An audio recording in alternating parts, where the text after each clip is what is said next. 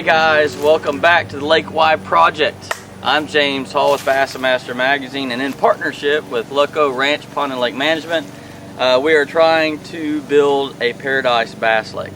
And as you probably saw in one of the previous videos, we chatted with John Jones of Loco about the different styles of habitat that we could add to the lake. And one of the longest lasting is the mossback fish habitat, and you can go check them out at mossbackfishhabitat.com. And so that's what we want to do. We wanted to put the least amount of effort in over the longest period of time and have the greatest reward. Best laid plans, however. We ordered a bunch from Mossback. They sent them, we put them together, we put them behind this beautiful oak tree just in case the wind blows. And wouldn't you know it, the wind blew, and it blew hard. This was a surprise. So we came out to film this. We had a straight line wind on Lake Y. It blew over this beautiful oak, and as you can see, some of our mossback fish habitat has been destroyed. However, not all of it, because the stuff is tough. So what we're going to do now is we're going to pull out what we can, what wasn't destroyed by Mother Nature, and we're going to set it up and show you the kind of the technique or the tactic of placing fish habitat that is easier to fish and better for recruitment for bass. So we're going to try to solve this mess real quick, get some of these habitats splayed out for you, and do some explaining. So we'll be right back.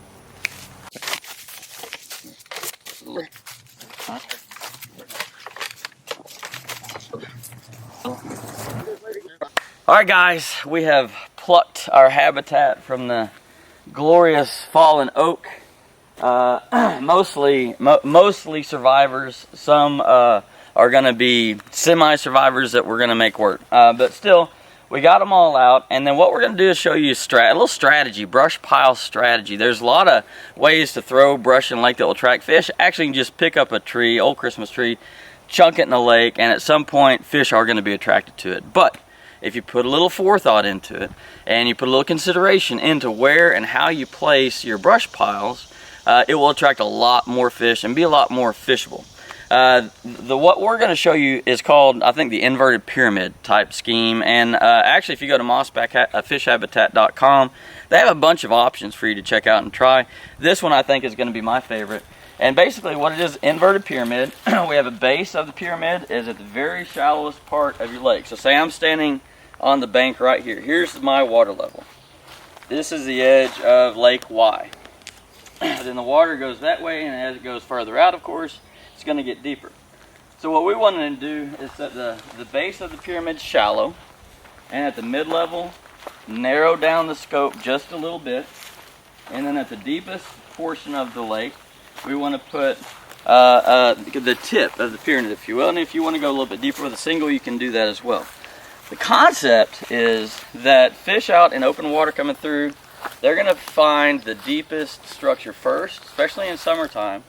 And then as they find this, they'll be able to easily migrate to these mid-level structures and eventually come up to our shallowest area where we have the most structure available for them. So that means it gives us a nice long expanse to fish on the shoreline, which is typically the easiest. A little bit mid-range and still some deep if the fish are not going to come shallow. Also, a good reason to have this wide base of structure closest to the bank is that typically where you're going to find your bluegill, or when your fish spawn, your shad spawn, your bass spawn. All those fry are going to want to have somewhere to hide, and they're going to be up shallow already. So we want a lot of places for those fingerlings, those little babies, to hide so they don't get gobbled up by the bass. So anyway, this is just one concept, and as we mentioned on an earlier video for the Lake Y project, there's a lot of different styles of structure and habitat that you can use to enhance. Check out that video if you can. But this is just one of them. We're looking forward to deploying this in Lake Y and see how it affects our bass fishing. Until then, we'll see you next time.